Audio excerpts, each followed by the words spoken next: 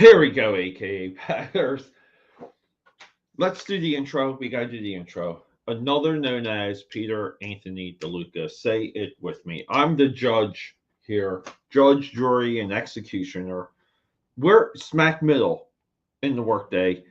I just prepped my work bag. I just had to do some remote work. This is all super rapid post meeting. There's a site here in downtown Philadelphia that I may have to pop in on depending on how some remote work goes. So, like I have to gear up. I have to put my clothes on. Well, I mean, I usually wear decent clothes. I don't walk around in sweatpants. I don't walk around in stuff like that. Try and look professional all the time as much as possible. But I was working on this while oh, give me one moment here, everyone. I am just getting my headphones on.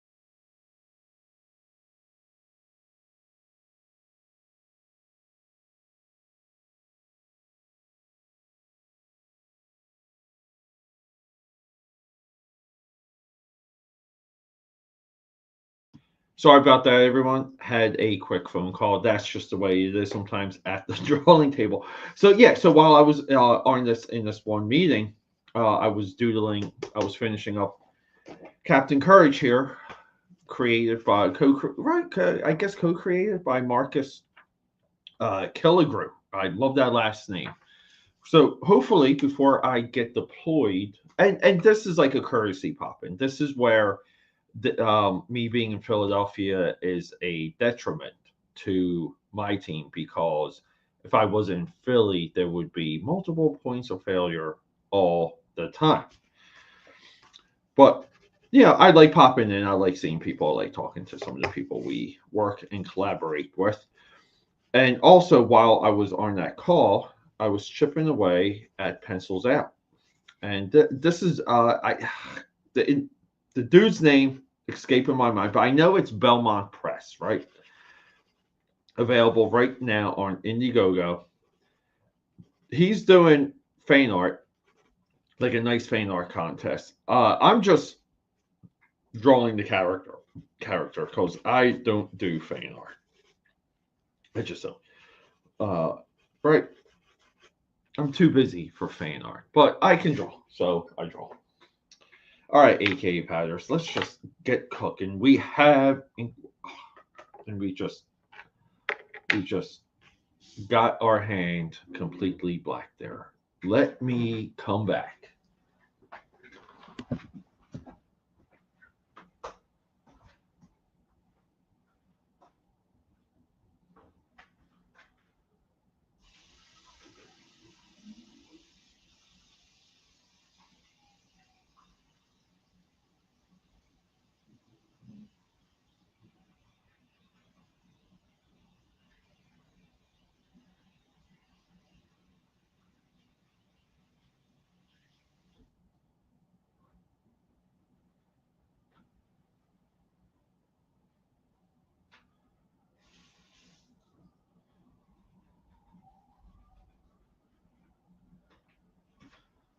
All right, we're back. We're back.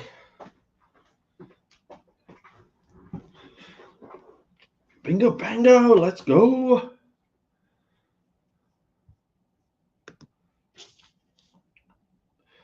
I'm also doing the narrow, the narrow lens, getting away from the wide. I don't know. I thought seeing more of my drawing table during the process would help, just bring people a little bit closer. I don't know. I don't think it's as effective as I wanted it to be. So on and so forth. Always experimenting, always trying to figure out what really works and why.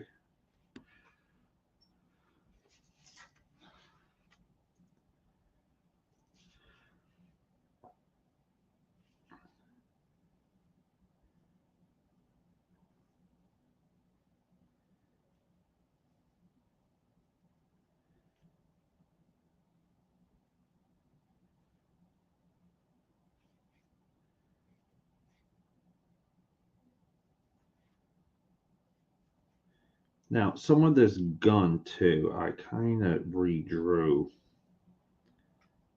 so I may have to hit it with some way out. But we can kind of get the forms in. So let's get the forms of the gun ready to go, and we'll work out the rest, right? And that's what we like to do.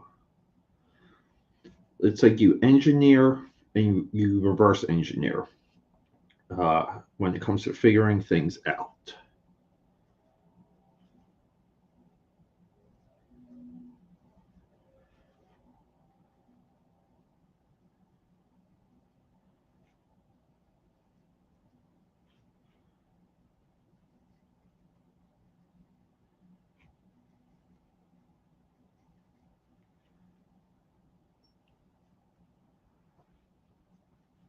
It's not even 11 yet. It feels like it's 2 or 3.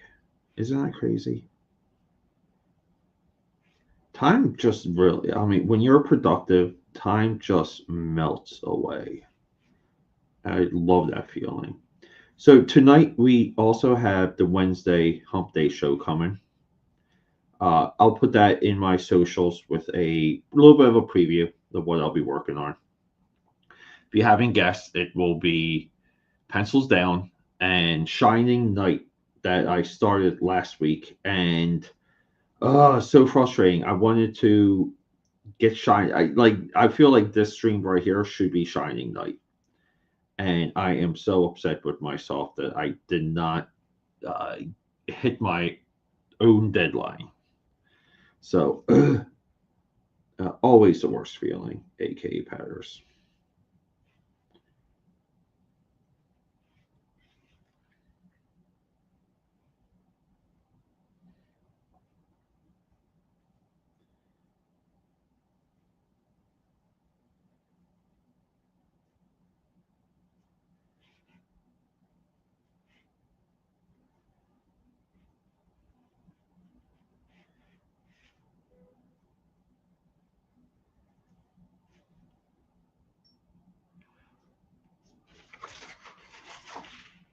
The blast.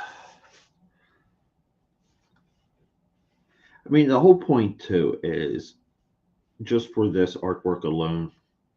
Yeah, clear like Flash Gordon inspo, but you kind of also have to, get into the mindset. You have to be able to replicate like what that means. Like what's the era? Like what's all that good stuff. That's a part of the fun. Yeah, a part of being a effective illustrator.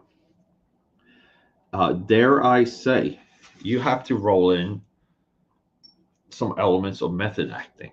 You really have to try and put your head into the place. Like period. Yeah. And I don't know. I don't know too many illustrators or comic book guys that think of it on in those terms. Some people might say it's discovery if you're into lawyer terms, law terms, or research or stuff like that. But it's really just method acting.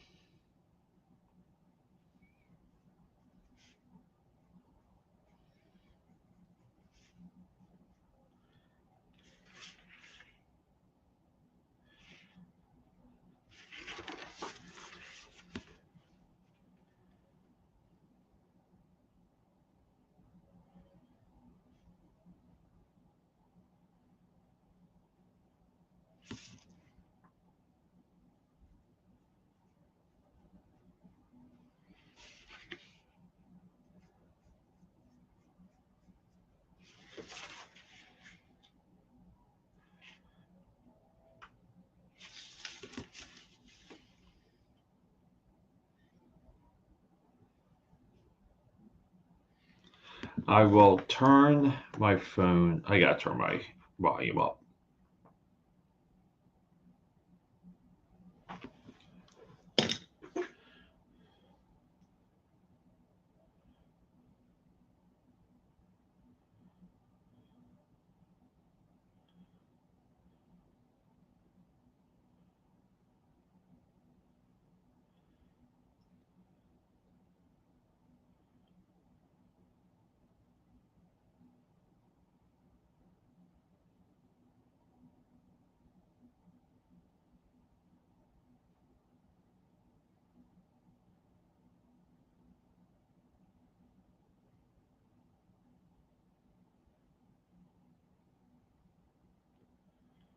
And just like that, things may have been canceled. Oh, let me take a quick phone call.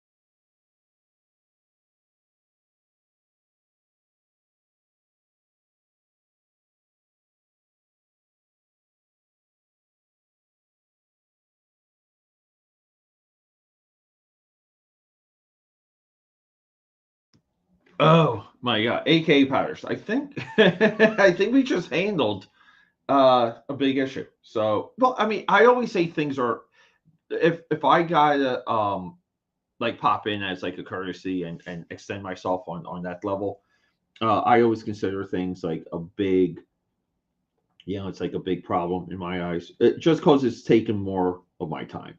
But technically, I'm flabbergasting. I'm being verbose.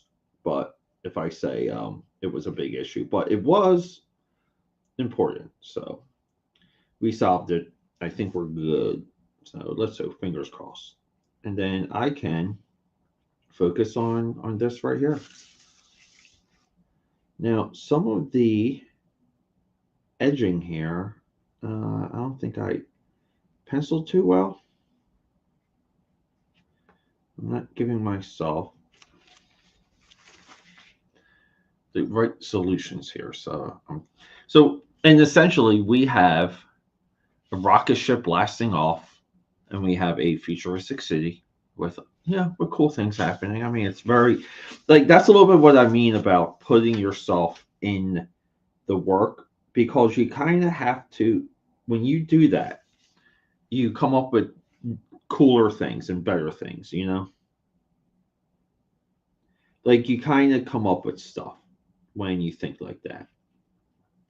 Some people don't have that, like artist wise and even writer wise, like they don't have the ability to put themselves in another realm, almost like like that's where like the method acting observation comes from, where you really do have to be forceful. You gotta transport yourself. Rad, what is up, buddy? Norin, hey Norin, give me 1 second. Hold up, I want to show you something, Norin.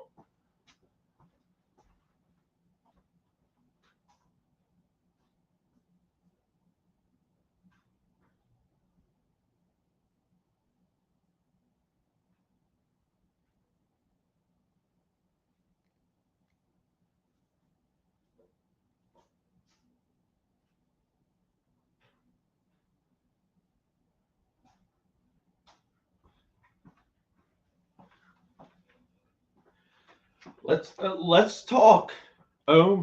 What's up? What is up, dude? Good morning. Yeah, so Nor, let's get into we're talking Silver Surfer real quick. Anyone that catches this, now replay in the future, in the past, who knows? This is how you read comics and discover a run. This is how we discover a run. Silver Surfer 2. Now, this is Silver Surfer Volume 3. For the longest time, I would have, if you held a gun to my head, I would have said this was Silver Surfer Volume 2. As we know, the John Buscema Silver Surfer would be Volume 1. Storyline wise, they had to break the Silver Surfer was bound to Earth. He couldn't leave Earth, which is a great little hook. But to do a Silver Surfer series, they had to break that, right? So now he's able to go, across the cosmos. Volume 2, we start with 2, but then we shoot up to 99. So I'm reading 99 too. And a lot of this is, I really toggle back and forth. Like I'll read a couple pages, a couple panels, and then I'll pick this back up, and you kind of go back and forth. So, and then we get into like the turn of the series. Silver Surfer 34 is as pivotal of a pivot from this era in Marvel as you have with anything. People will always say New Mutants, whatever. When Rob Liefeld took on New Mutants, you kind of want to say, did they get 7 to 8 years out of X-Force? You want to say no, but they did with Silver Surfer. And then once we hit that pivot point, we kind of reverse engineer. Here we have a Jim Valentino written story. Like we reverse engineer everything before that pivot. so you go from the beginning to the end. You bookmark it. You hit the pivot point, and then like you do the same within that pivot, that turn. This is one of my like favorite issues that Ron Lim has drawn, because it is this is a truly epic issue too. You can see he talks to all of the gods here. It's just freaking awesome. 31 is probably the most underrated that I've discovered like so far.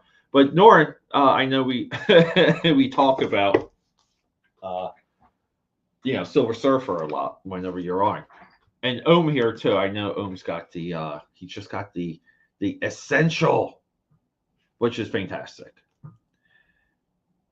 I might do a essential run this year in acquiring all of them, all the essential Marvels. That might be a little bit of a side project for me.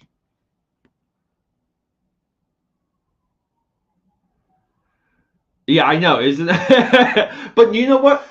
You know what it is. Oh, if I like to speak on this real quick, when you look at when you I read a lot of neurology. I love neuroscience. It's a little bit of a passion of mine, like a little bit of a hobby.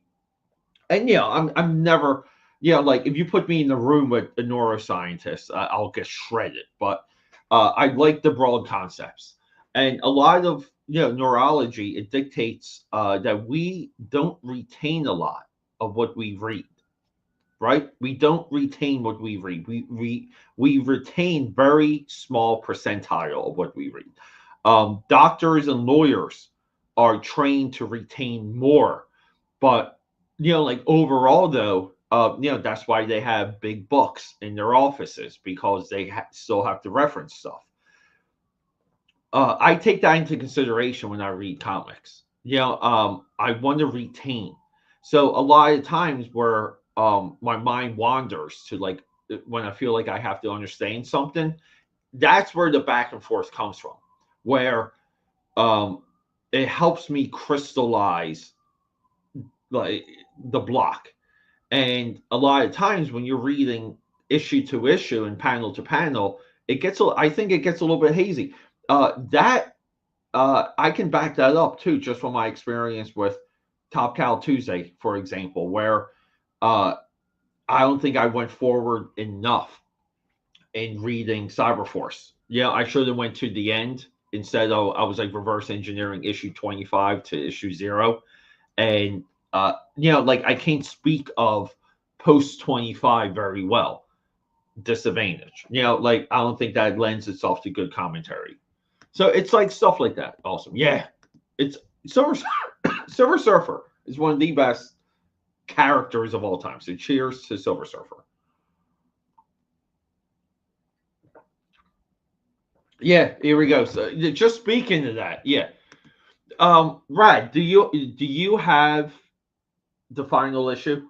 Just out of curiosity.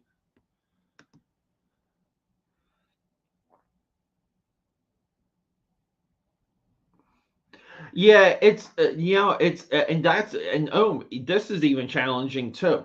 You have to work on um what that retention is, and you have to be conscious of it too. And everyone's different, so it takes a lot of peanuts to feed an elephant.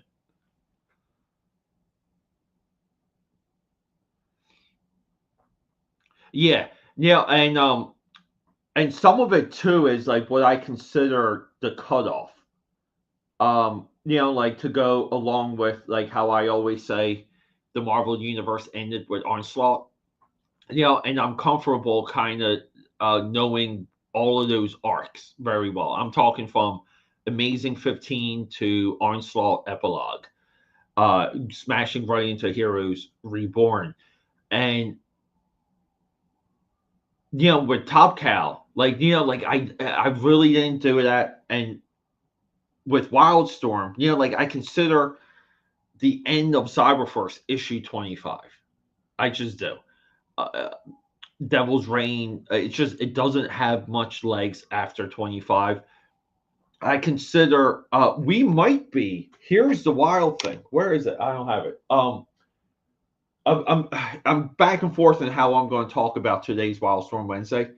Uh, I'm back and forth on classifying Jim Lee's return issue when he does the layouts for Wildcats, classifying that as the series end, because at that point it really does become the Alan Moore show, and the title kind of, I think the title stumbles with Alan Moore, and welcome to outlier thinking with that statement.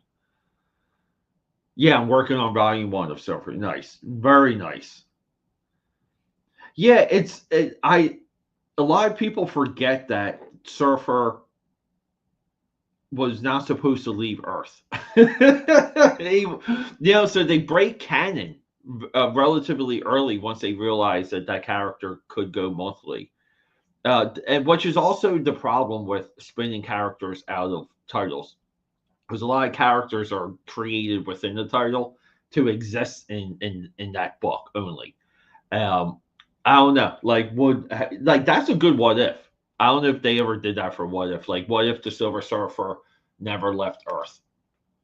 Yeah, I think I do. Yeah, yeah, the last one I have. Yeah, start with 30. Start with 35. Read 0. Skip the miniseries.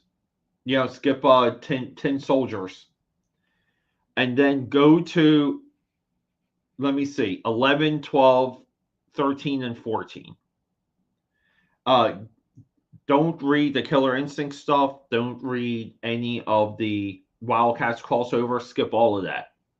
You know, get like at least issue 12, and then you kind of see the swerve, and you kind of get decent regular villains when they're done with all the Jim Lee crossovers. See, this is why I like doing things silent sometimes, because I should be working on this, and I'm not, because you guys got me talking. Oh, what are you working on tonight for Hump Day?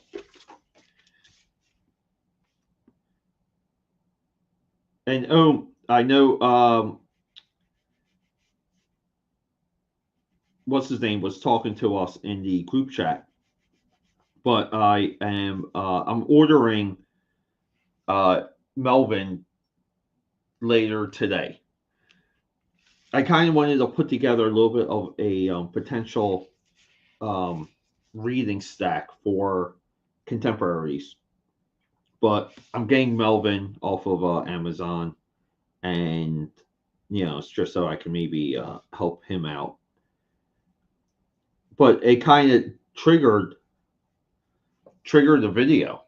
And it's really weird. Like I want to make videos to like just help people to get the ideas out there, but I don't want people to think I'm like attacking and kind of singling people out, even though I very well could be, to be fair, but I just feel like there's no understanding to what what an editor is supposed to do, and I've had multiple conversations at this point.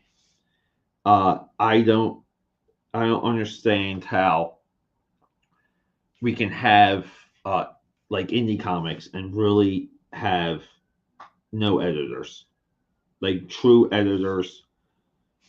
So I don't know. I was thinking about making a video to address that. I think books would be, like I'm sure you guys know how I feel about editors.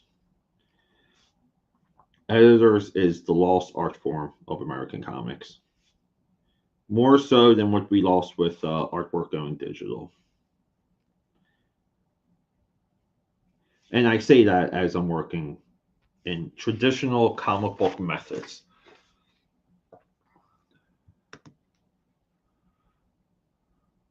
Yeah, so who the hell's Silverbug? What's Silver? Just on a little bit of a side note, and like two things up. Um, I think maybe we need like one or two like phone calls or private sessions like every other week. Because there's things I want to talk to you about. There's things I want to run by you regarding Wednesday and other things, and bounce things off of you at the same time. Because I do feel like there's a window if we really aggregate the group, the core, or make the group into a core, um, and kind of go from there. Like I'll say, but uh, I don't like making everything like public or even texting everything. But I will have a conversation about that with you because you track things very well. You know who people are. You put the work in for that, and it's almost like I got to lean on you just to know what's what.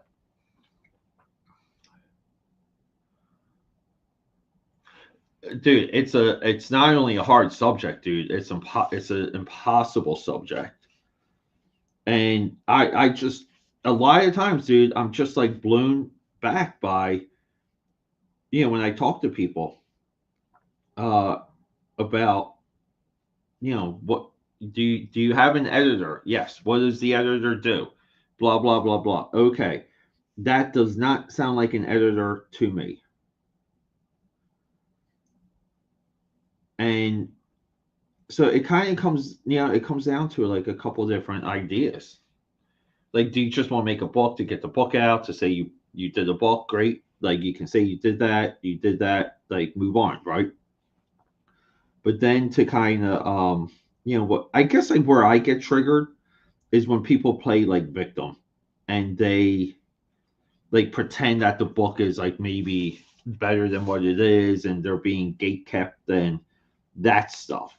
And it's just like, okay, well, maybe that's true, but let's look at the book. And when you look at the book, you're like, well, like we can kind of see some things here.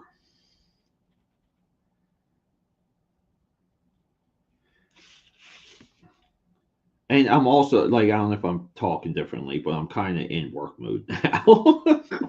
Like this is how I talk to people when I'm getting into work mode. So I apologize if I come off harsh. Guys, I know I can be I know I can kind of come off mean sometimes and I'm really trying to work on that.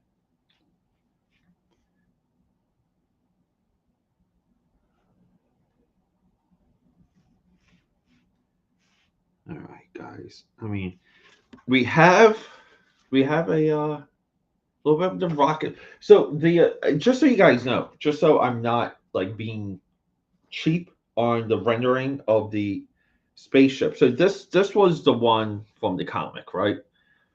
And we can kind of see, like I streamlined it a little, like I took away some of the fins, but it's supposed to be their ship, but you get kind of like one good shot of it, and then the other ones are like in space.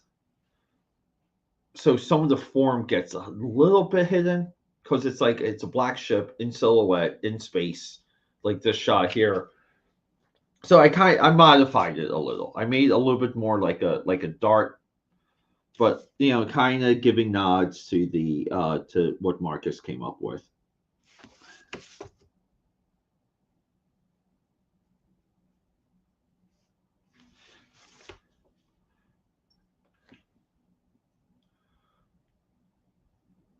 Yeah, there you go. That works. Thank you, buddy. Thank you. Oh, here we go. Silver Bug is one of Levi's characters from Galaxy Memorial Park. Ah, okay. Levi.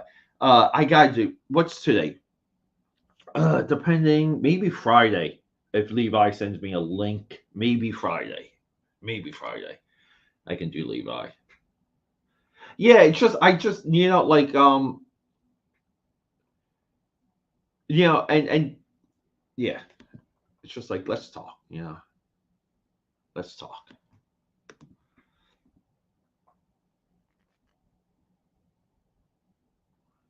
Uh, all right. Boom. Do we have any examples of this? Do we have something? Do we have something to where we know that will work? I'm not saying it hasn't appeared to have worked for others, but that's this is fun stuff for me because I will drill into this like all day. Like I want to drill down into this to kind of know. But yeah, yeah, yeah. It's Rad. That's a lot of how I feel. Which is hilarious to me when people don't like Bob Kane opinions, or they don't like my opinions on Comic Tom or Cartoonist Kayfabe or Gem Mint or some of these other guys. Some new stuff coming with all that I just mentioned too, by the way. And I get attacked for my views or this and that, and it's like, dude, you can attack me on my views. I get new views every single day. Some of them are videos a couple years old or already. You can go into Google search and my videos populate for a reason. So it's not about getting 10,000 views in a couple weeks. It's creating content and videos that stay for a reason, right? Like if 10 years from now, if anytime anyone searches Top Cow on YouTube and I come up, that's me winning. That's even me controlling Top Cow's narrative more than guys like Mark Silvestri and so on and so forth.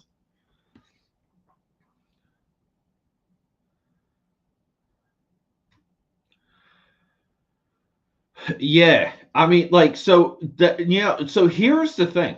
Um, based on some of the things like we've been group chatting about. Um, Not that I like to get into detail with group chats, by the way. I just don't. Um,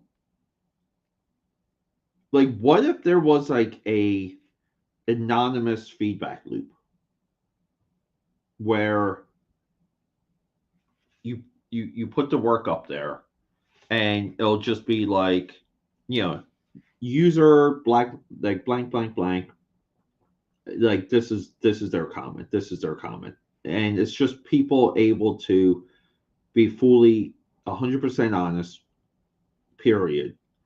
But they're also kind of like vetted people also. Yeah, like the people in the group are, they're vetted to be inside that group.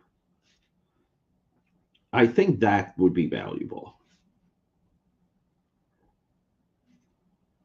And maybe I'm just nuts. But I also feel like, do you feel like some of these people have the work in them, honestly, to, and some of it comes, even though it's a example from time to time. But if you look at Rippleverse, like Eric July clearly has the business in him. Like I would say when it comes to like running it, I don't know like the details of the operation. So I don't think anyone does. So it's hard to kind of, but yeah, and people make guesstimations on cash flow and things like that just based on what they know sales are doing. And some of that that's some of that's there, some of it's not with that commentary. But it's just like Eric July clearly has the business side in him, like clearly, and I think he's good at it. I really do. But does he have the good comic book stuff in him? Like, right? And I think we all know the answer for that one. We would all say no. He does not have the acumen to create a good book, but they kind of know, when to discount things and when to dime things out and when to, like what the schedule is for promoting something and this and that, right? And I would say kind of good with community building because he puts out these videos that are kind of like us against them type stuff, which is good. I mean, I'm sure that gets people, excited because people like to have a cause. People like to feel like that they're fighting for something, and he does a really good job with that. But there's a side of me that wants to say a lot of indie creators don't have it in them. Or they have too much in them, and they don't do enough of the work themselves for their own books, meaning they're hiring too many people.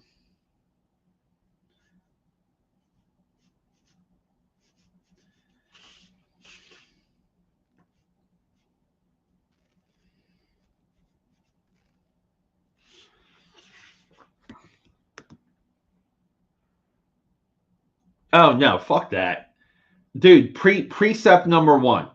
Precept number one. Oh, nobody wants to steal your stupid idea. Nobody.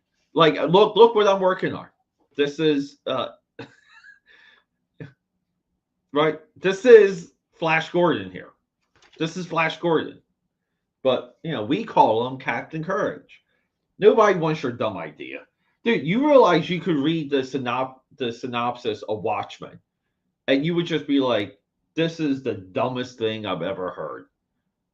This is just stupid." Nobody like whatever, right? You can read the synopsis of Dark Knight Returns. You can read the synopsis even for Spawn, and just say this is dumb crap. It's only valuable if it's executed well. That's it. And no one can take your execution away, the way you finish something. Yeah, maybe. Yeah, it's all right though. Yeah, but like we should always push to be a little bit better. Could I be a better communicator? Could I be this? Could I be that? Yeah, maybe. Yeah, like could have. Yeah, uh, could can I get my brain to mouth function to work a little bit better sometimes? I would say yes. But criticism, like you should kind of always crave criticism and welcome it though. Like you should kind of always be like a little bit of a fiend for criticism. Because like once you move through different peer groups, right? Like you'll have different opinions that you yourself value very differently from time to time, right? So like, and then eventually, like some of your opinions, you might just only care about opinions that come from like your family at the end of the day, or um, stuff like that. Like you should kind of, always be willing to kind of take it on the chin. You just gotta be tough. Like like you gotta be tough. And I think a lot of people are, um, they boast about being tough, but then when it kind of comes down to it, you're just like, maybe you're not ready. Like maybe you're not ready.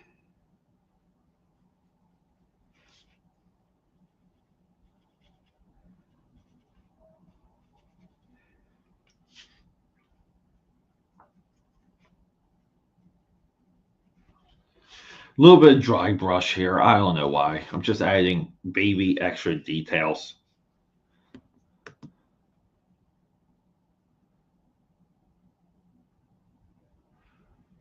Yeah, yeah. But again, that audience took a long time to curate, right? So it's really hard to compare. Like we can't even compare like this group. We cannot compare this group to like Comicsgate Kings at all, because every single one of the Comicsgate Kings have had career work in the major two publishers for a length of time, so they have like a built-in base. That's not us, right? And this is a little bit what I mean about like we got like there's got to be a level of creativity applied. Yeah, yes, that should be okay. If somebody says that, that should be okay. I want to steal everyone's ideas too. Yes, it is. Yeah, well, let people hide behind that. But that's a little bit of your shit test. If someone says that to you, you know that they're not serious. A couple years ago, I've told this story before. I got brought in to work on this app that like ended up being a little bit of a thing, and when I was initially brought into the group, the guy, the money guy, dude from Palo Alto, like, again, these are the things you want. These are the things you want to see and hear when getting involved with stuff, right? And we go to like a a little bit of a WeWork type place. Philly has a few of them, but they kind of have their own, like, like setup there too, and it's like it's kind of cool. Soon as you show up, if you want a beer, there's a guy there serving beer. So it's that sort of thing, right? And so the guy kind of lays out a non-disclosure for me, and he's like, "Hey, like, we need this from you because we're going to like tell you about the project." And I'm like, "Well, I'm not interested if I have to sign that." Um, and I explained myself. I said, "Look, I've been around so many fake tech people for good time now, right? Like, I've been around a lot of promises." And I just said, "Look," I said, "I've wasted my time with these," and it's, to me, it's a pretty good indicator that we're like, you're doomed. Essentially, that's kind of like what I told the guy. And this guy, I think they one of the girls there told me, like, after, his net worth might have been like 75, like, milli. Like, I want to say 56, but I think she said, because I remember just being like, crap, like, maybe I should have played this differently. But the I got the contract, I got the work, I got the the credentials for it, I got the everything I needed. But the guy kind of, like, because we were part of the same team, so we would like chit chat, and yeah, he said like, no one's ever like done that, like, no one's ever kind of been like called bullshit on the non-disclosure. Now, given the app, the app pretty much like failed, like, it did good for, like, but the app at the end of the day turned out to be a failure. So non-disclosures to me are just the comic book term of, I don't want people to steal my idea. That's the point I'm getting at.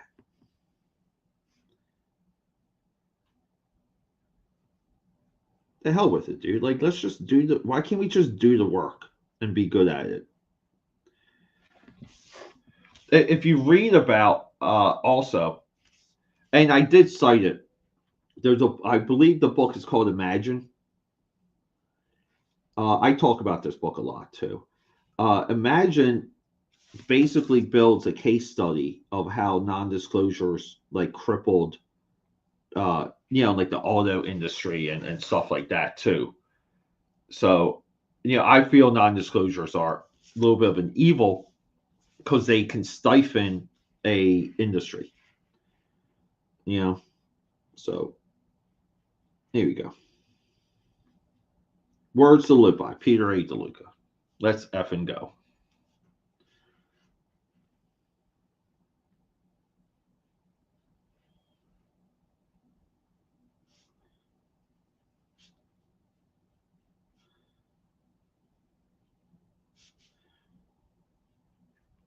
Uh, do you know who's like locked in for later, for Wednesday?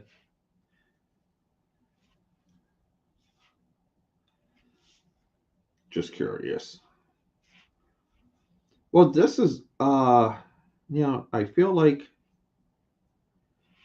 we kind of saved this piece too, because I was not into like the forms here. Which these will, but I needed to design a way to cover this with like stars. So like a lot of his leg hair is going to have stars in it. Uh, because it's kind of funny. Like even looking at this, I had a little bit of a reflection light this way, and I didn't follow it. Isn't that crazy? Like I didn't follow my own, and I think what happened is this. Like we'll just say this leg here, this thigh, like the cylinder, like shadowing, just didn't come through, and I was so pissed. And I'm like, I'm just gonna have to redraw because your glitch is going to get redrawn too. I don't know if I told you. I'm redrawing your glitch already because I effing hate it. Like I like the pose. I just need to yeah, like do another round to get it a little bit better. But yeah, I want you to have like a good piece of your guide too. So outside of the planets, and I was going to pay homage to the cover. I was going to get one of these planets looking a little bit like this guy here.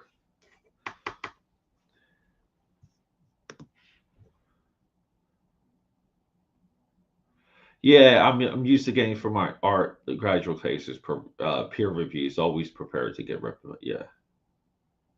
You do. Like you just gotta be tough. You have to be a tough person. Yeah, but yeah, like here's the thing too. It's like we like indie comics. I just view a lot of the same problems with indie comics. And when I say indie comics during my time, I'm not talking about Malibu or Valiant, right? Those are $1 million enterprises. Yeah, I'm really talking about the guys who get the tables, who try and promote in conventions, and they try and promote, and they just never sell their book. Uh, like those guys, I feel like the same problems from the '90s, like like same problems now when it comes to like uh, indie comics.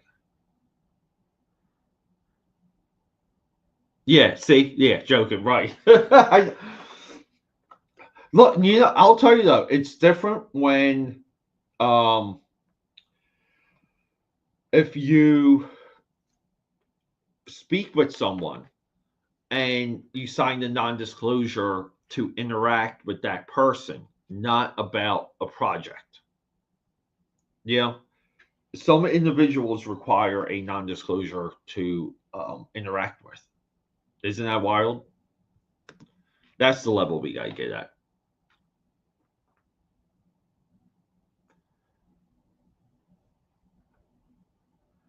Nice. What book is that cover for, Rad? Just so we know.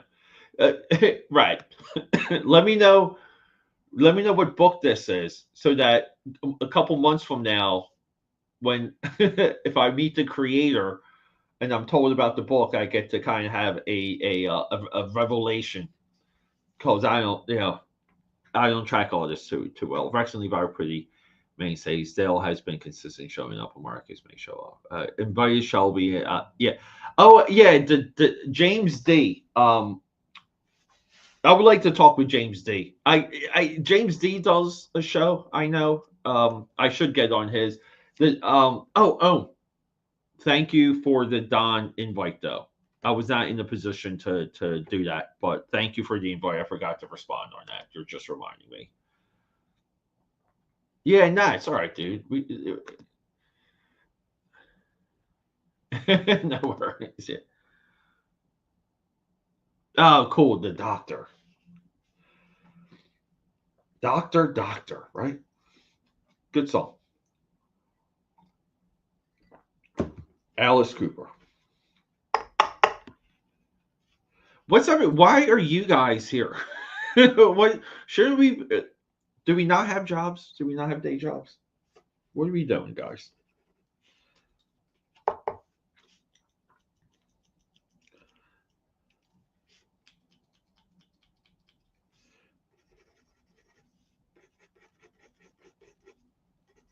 Well, there's still a side of me that's glad to.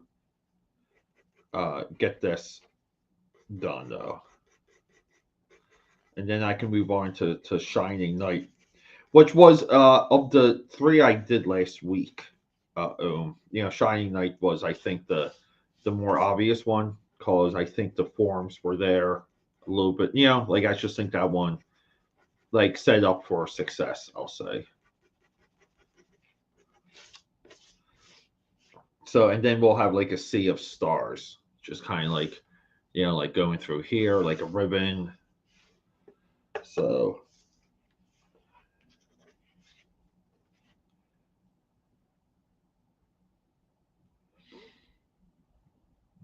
sorry, everyone. I'm just looking at this, just looking at it.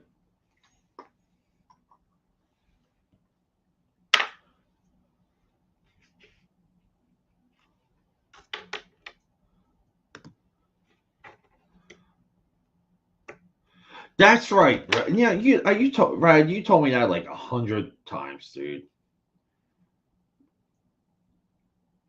Rad, where's your graveyard like storybook? I feel like you got a graveyard story in you. Yeah, I feel like I just dude. I woke up uh early this morning again, and I've just forced myself to go back to sleep. But I was kind of like up. It's tough, dude. Like it's tough, kind of just resting sometimes. I think it's a good sign. Like if you're restless and it's not health related, and you're not kind of getting the Tyler Durden effect. Fight Club reference there, everyone. Uh, I think it's healthy, and I think a lot of people. I mean, I get it, dude. Sleep is healthy, and we get this emphasis on sleep, but I don't know, like I'd rather just like, I get excited. I like to do things. Like I'll wake up too, and I'll just do like work emails. Yeah, and like that's kind of fun for me. Sorry to say. There's nothing more of a move though when you send um like early in the morning emails, and then you kind of gauge who's available to respond. There was a time this emergency happened, and I called it. So I in our Microsoft Teams I sent this message, and I had a deadline to like be able to fully respond because it was like after hours and weekend stuff, and the clock was ticking. So I caught something. No one was able to respond till about 9 o'clock in the morning, and I was at that point like just out of sync, I'll say, or just not in Philly, not in the area. I was just gone. But if like people were responsive, like I would have kind of reorganized how I was doing things to kind of handle something or to have a plan of action at least or just stuff like that, right? And a lot of times, dude, like it really is like early bird gets the worm. Like you have to be proactive and reactive at the same time.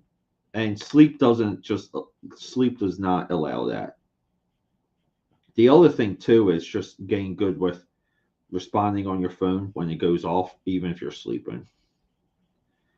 But a lot of times, I sleep with the volume off. And it's so funny because almost every single time where like I'll maybe like record before like I'll kind of have like a round of stuff at night, and like my volume accidentally will be like left on. So the other night too, I got someone overseas gives me a call. My phone just happened to have, and I told him, dude, I'm like, you're lucky. You're lucky I was there to kind of like have the phone be heard. But you should always design ways for you to work. And I know that's kind of that may not make a lot of sense. I talk about that with interns every now and again. Like you should have your own internal process to get as much done as possible, and you have to kind of be smart about it. You have to know. I mean, it's good to know how much time things take. And that's like a mystery. Like you talk to a lot of people about like why does this take this long and how come this and it's always like oh, like I don't know any better, like help me, I don't know any better, and you're just like ugh.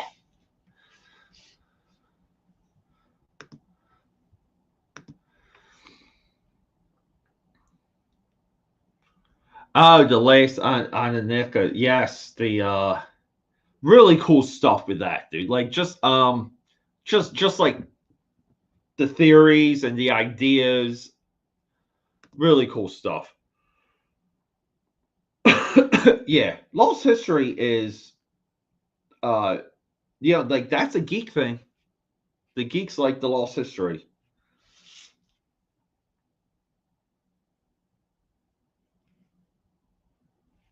Yeah, fascinating concept is lost history.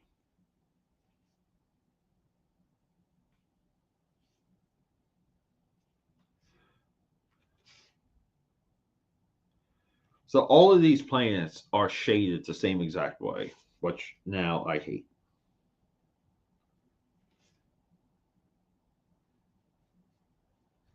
I wanted each one to look as different as possible.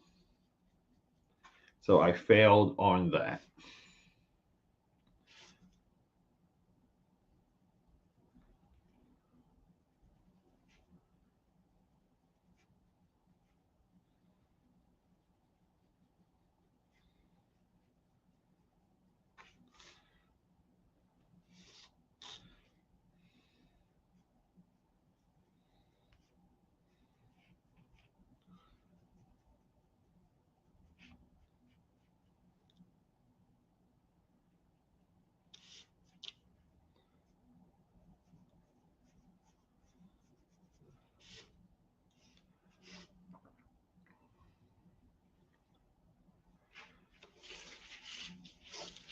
Sorry, everyone. Give me a couple seconds here.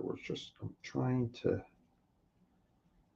A lot of times when I'm live, like the reason why I kind of like have to slow down and be quiet from time to time is just so I can see, like see what's happening, and using, my second monitor, it just really helps with that perspective. Oh, what we got, bud? Yeah, should be his balls.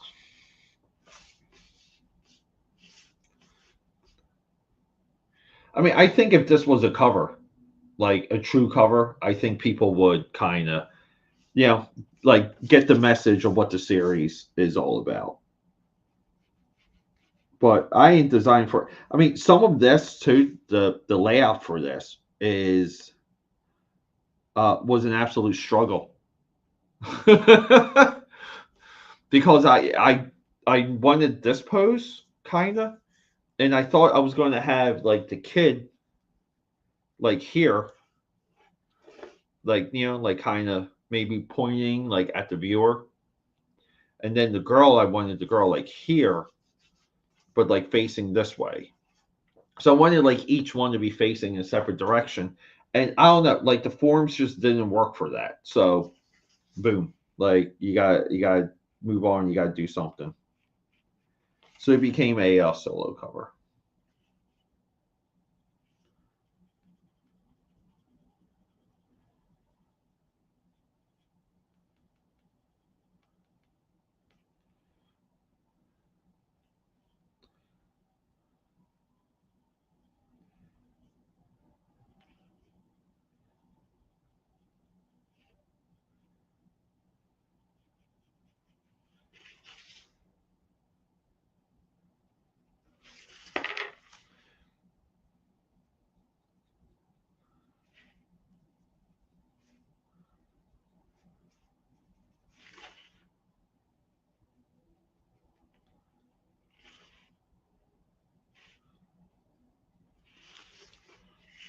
So it's not exactly the Planet homage I was looking for, but it's still kind of like 50 sci-fi pen.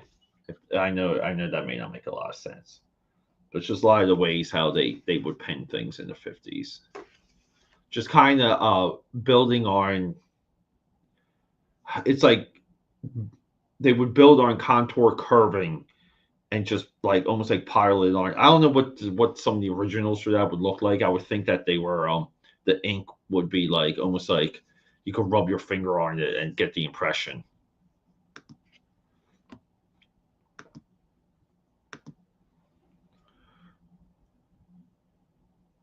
Yeah, it does. Yeah, I mean, look, I say a lot of times when I do my colored pencil work, I always say it's like meditative. And I think it's good sometimes to like you kind of have an outlet to like fold into something and to let things like register and mold. I mean, it's almost like the same as when like when you hear like how walking generates um like solutions. Like you can solve problems while walking. There's stuff around that too. Thanks, buddy. Oh, thank you. Yeah, I mean we're getting there. So part of this too was I was going to like here add like a sunburst, like a sunrise sunburst here that kind of would cut this way, or maybe even like here, and that would help break up the leg a little bit. But earlier, like I made the investment. I went back into whiteouts, and I got like I've been using Doc Martens successfully for the first time in my life. So like some of this, I'm like debating on should I get effects done with these.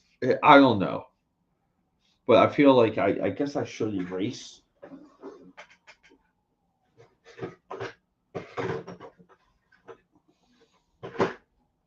And I don't even have. I have these nubby guys, and I don't know where my good ones are. My good erasers, or what's left of the good ones. We're also in the process of completely overhauling the entire my entire stuff. I don't know if you guys were able to tell in some of the YouTube videos. You can see there's like more things around me. The walls are closing in. That's crazy. This is wild. I have a 2-pack of these somewhere. What the hell?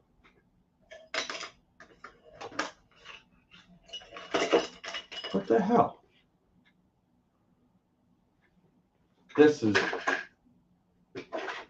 I know I just said we're a little bit disorganized, but we should still be able to find erasers. Let me see. I'll be right back, guys. Give me 1 second.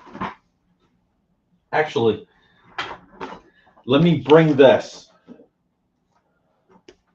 If the eraser is in my other room here, I might just erase it off camera.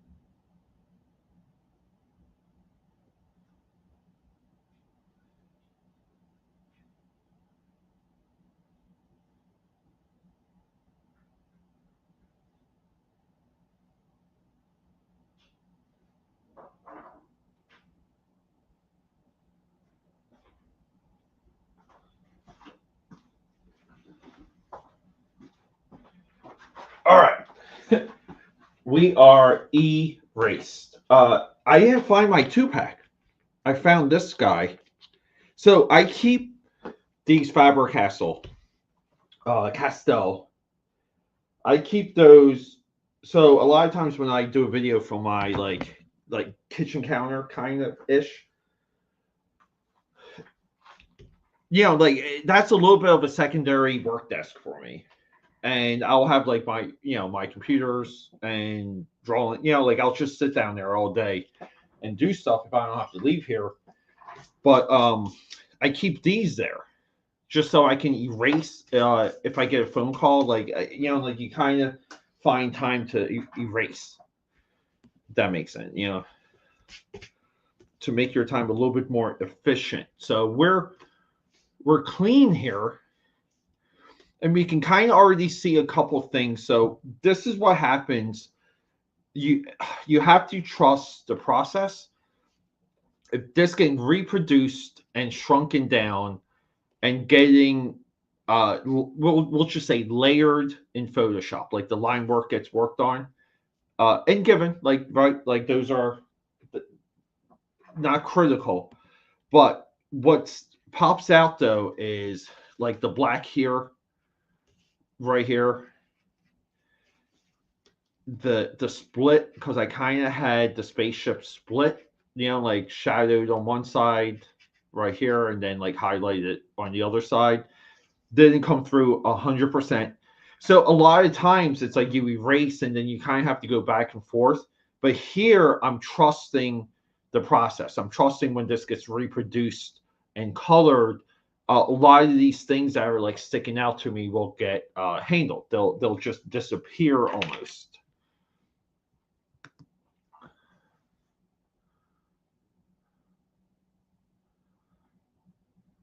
Yeah. Here's the thing though. Um, I would say, and continue working on like the other the fan artwork or the other characters or their other characters. Continue to do that, and you achieve two things. You have something that you can converse to that person about, right? I guess three things. Like it creates an avenue of communication with that creator. Number two, it's a good capability statement. Just you're putting yourself out there. And number three, it's practice for glitch. So like you're practicing on other people's characters, not your own, because a lot of times when you sit down to draw your own character, you come in a little bit heavier, and you might be a little looser when you work on other people's stuff, but you work on your own, and it's like all of a sudden it needs to get perfect. It needs to be the most perfect thing. That's going to mess you up. So a lot of what you're applying for the fan artwork, right? You move that into glitch, and that helps you get it done. It helps you get it done. I know I told Belmont I don't do fan artwork. I don't, but but yeah, I have pencils down right here. Boom.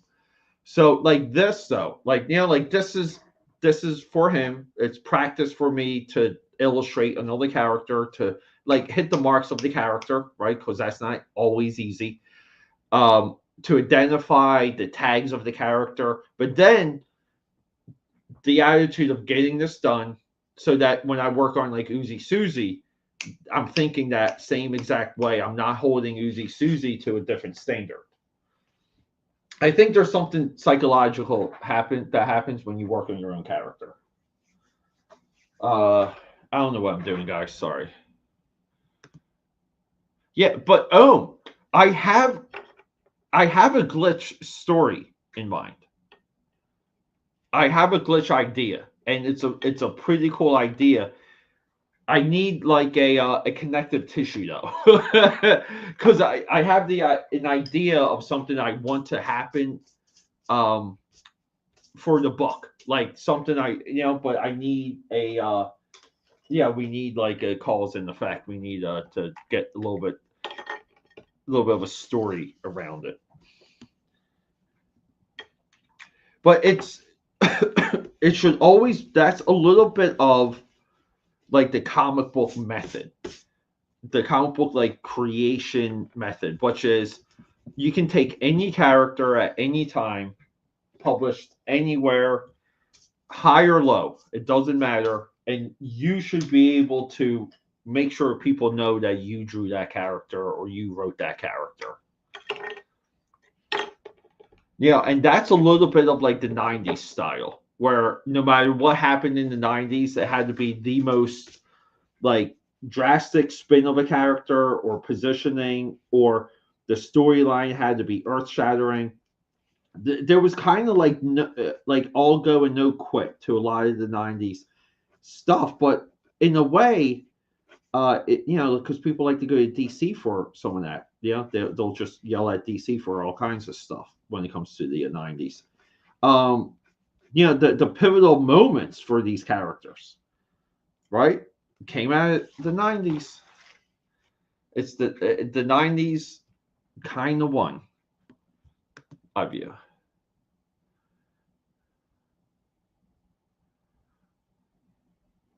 Yeah, yeah. So like, I call that like everything here.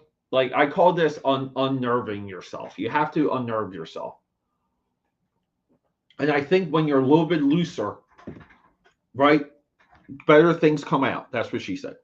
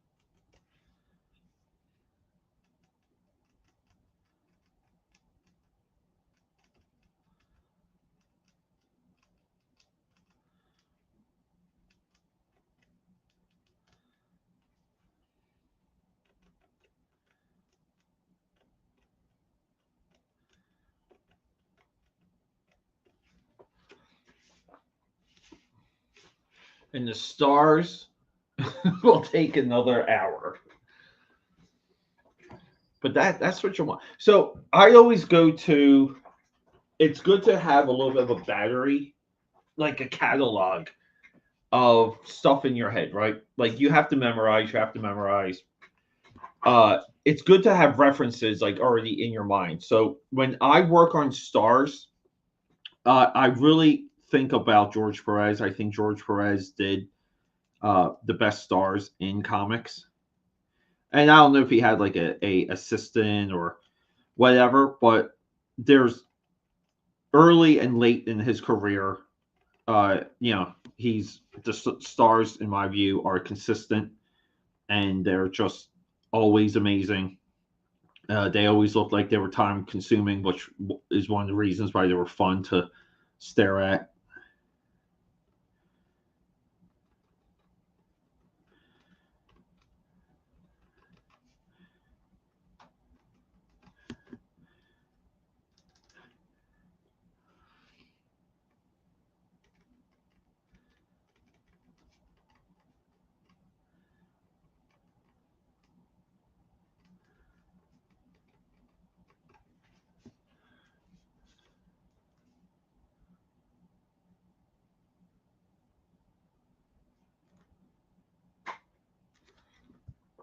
Yeah, keep it loose. Lucy Goosey.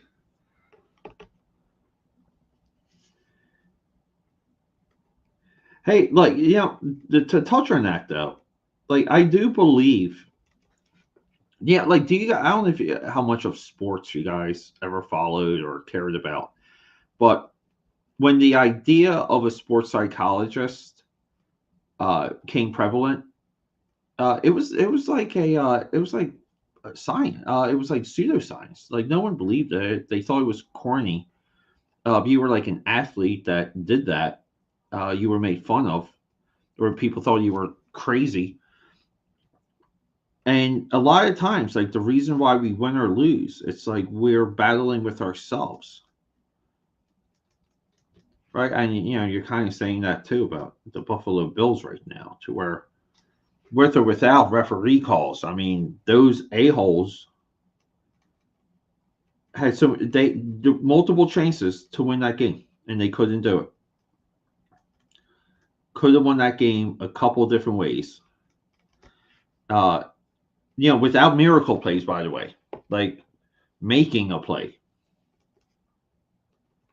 So, I do believe like that there's there's a connection. There's 100% connection to, if you're not like drawing, if you're not producing the way you want to or the way you feel like you can, and you really feel like there's something in the way, uh, I think it's a psychological thing. I think you can work on that. I think you can move past it too.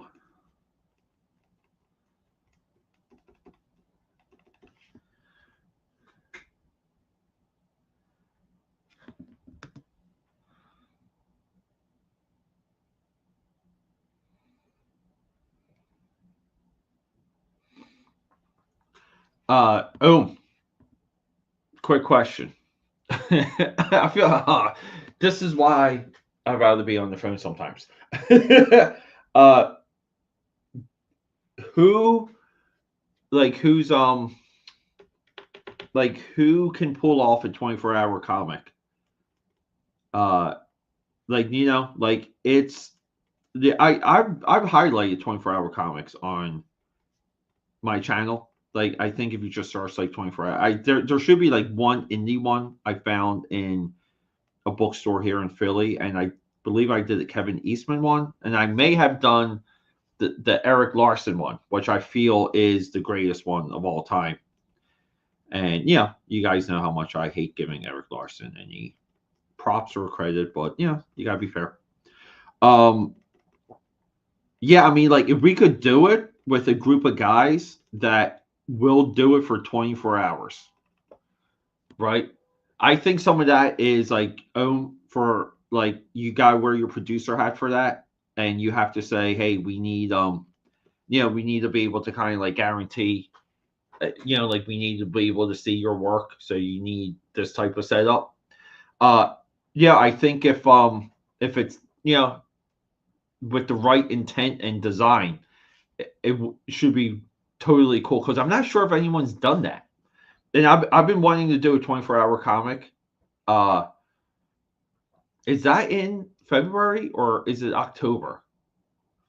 It used to be a big comic book day thing too. Like, people don't even care about it anymore.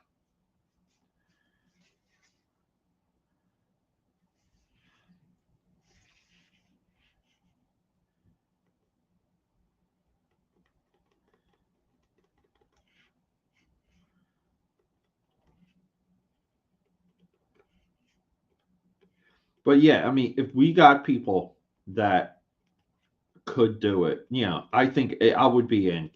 I've been wanting to do that for quite some time, and I think that's a little bit of like Uzi Susie too, where like Uzi Susie kind of also was like a back end training for the 24-hour comic.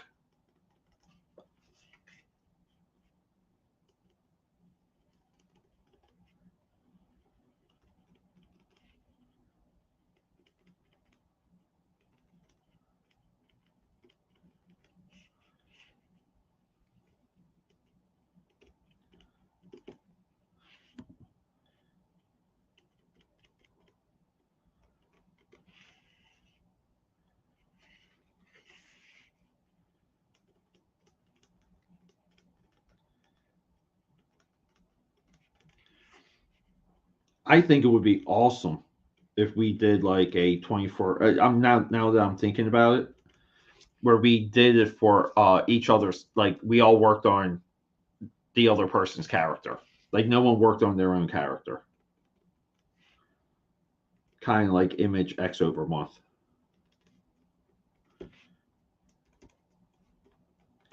Which is such a crazy cool idea. Isn't it nuts how no one like picked up on that? Like no one's like ripped it off and made it like an annual company event. Like even Disney could do like something like that for the MCU, where like all the directors did like a short on the other directors like movies or something. Set in the same universe and stuff like that. Like it in like very indirect type stuff.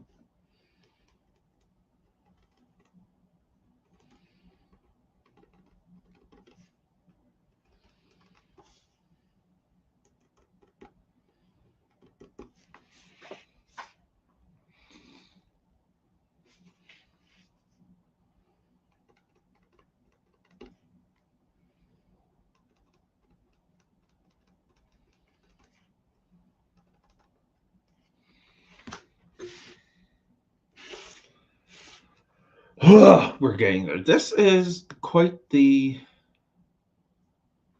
Maybe it's in May. Yeah. Okay. Yeah.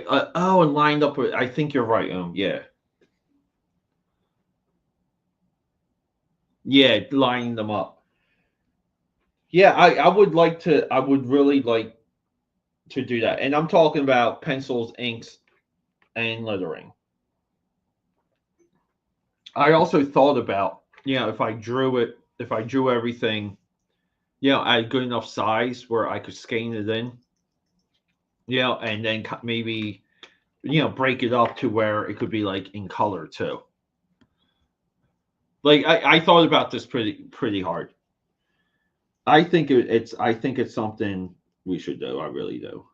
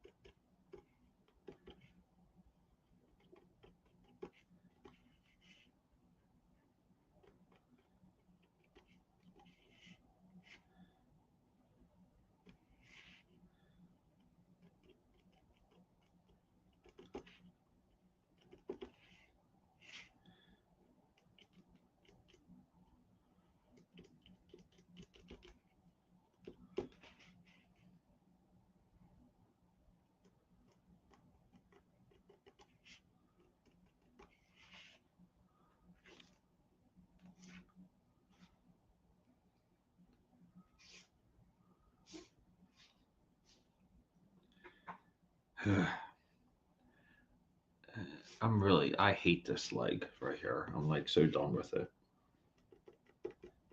I don't even know if it looks, I don't even know if that leg is legible right now.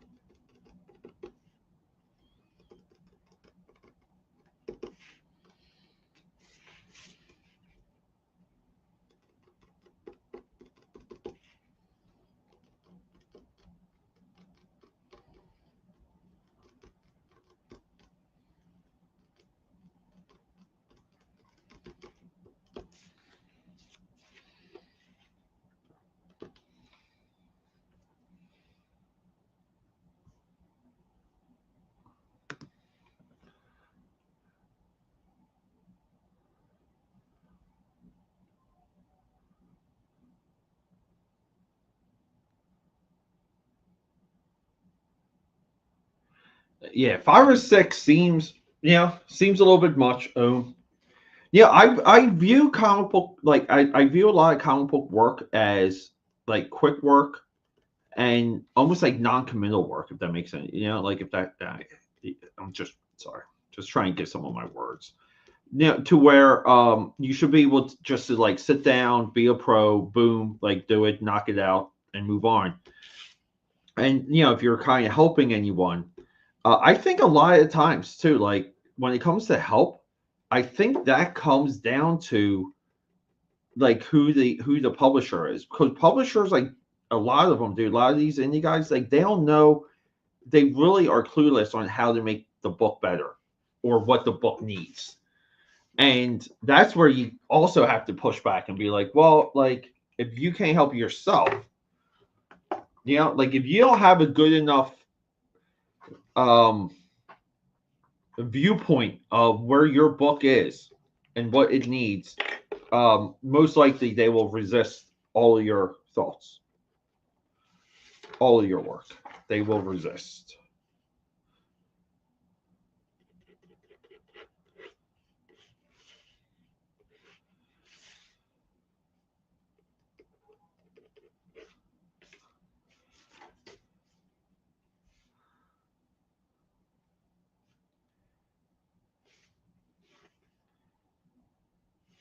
So I think here I'm just going to black some of these. I got to hit this area with some blacks. Coming in hot. Give me 1 second, guys. I will check that chat very soon.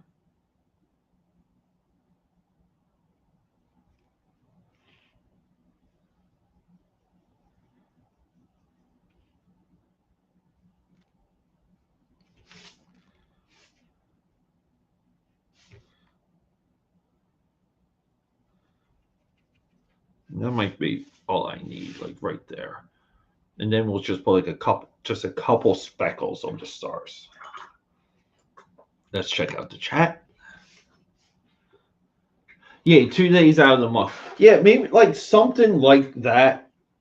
Um, I also feel like there should be like a true experimentation with publishing, meaning everyone in the Hump Day group, everyone has pages, right? Everyone has pages. Let's put all the pages together and do like a Hump Day book. Stuff like that. Like reusing your own material in as many different ways as possible. Like repackage it. Did you know that CG Comic Journey just made his own comic that just fully? It's a cool project. You should check it out. They are looking for creators. Oh yeah, yeah. Yeah, Comic Journey. Yeah, it's no, I was not aware, but I'll do my best to track that down and reach out.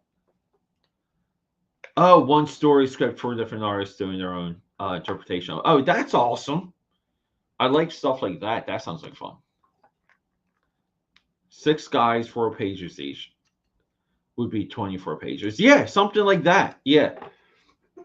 Well, oh, why don't like you should have so if you want to if you want a glitch I pitch right now, I'll pitch it to you. We can fold it right into this. Give me 1 second though. Sorry. So here's the thing. Why not make glitch? So glitch gets like he gets a injection or a villain, right, does something to him. And glitch is physically glitching. And then we'll have like a different artist every 4 pages. So like, like the glitch will happen like like the glitch, and then it'll be like another artist, and then the glitch. So you can have like, a cohesive story with the glitch as the gimmick of the, like it's almost like it's a meta gimmick, by the way, because it breaks the barrier. It kind of right like uh very Alan Moore, but that was kind of a little bit of my idea for glitch, where I wanted him to actually glitch. I think that would be nice to figure out, like drawing wise too, like what the like what the solution for that would be, like the ways to like show it off and things like that.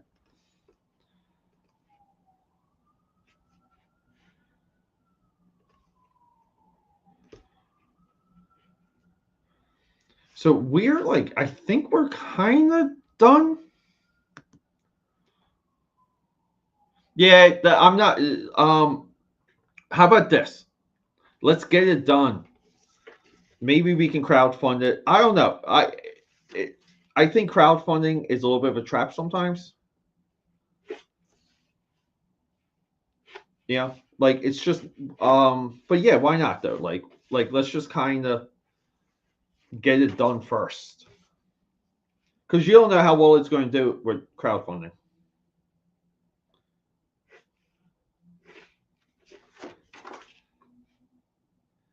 Here we go. Well, there it is, guys. I think we're like wrapped up here. Even though I hate this right leg, I want to. If I could break it, I would. I think I salvaged a little bit of a botched layout as well.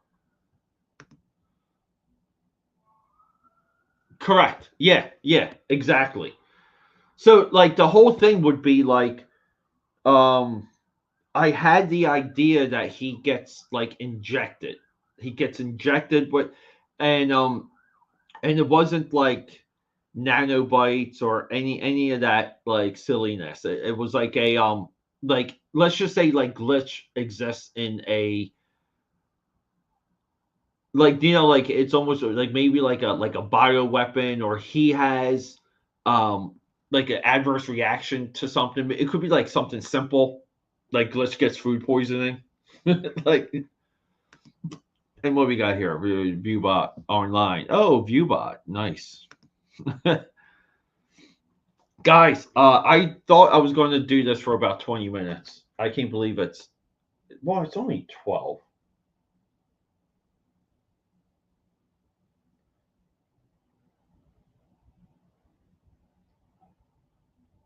Sorry, I am just checking.